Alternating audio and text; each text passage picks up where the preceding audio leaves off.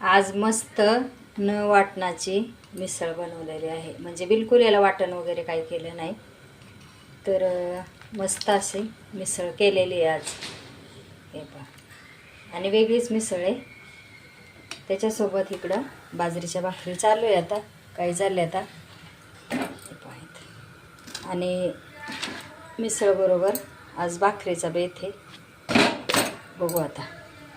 छानपैकी इकडं भाकरी मस्त भाजल्यात अशा. आणि मिसळसुद्धा इकडं चांगली कडती कट आलेला आहे, चांगला तरी आलेली आहे. हे पहा अशी. आज जरा वेगळ्याच पद्धतीची मिसळ बनवली. तुम्ही व्हिडिओमध्ये पाहिली असेल आणि पाहिजे असेल ना तर एक व्हिडिओ टाकलेला आहे मिसळ पावचा. त्याच्यावर जाऊन तुम्ही पाहू शकता. मटकी मिसळ खूप भारी लागते. आज आहे असा सुट्टीच्या दिवशीचा स्वयंपाक.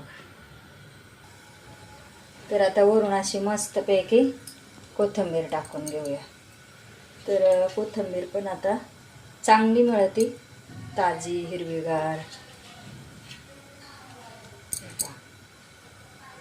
पार शिजत झाली ना, शिजून झाली ना नंतर मग कोथिंबीर टाकायची.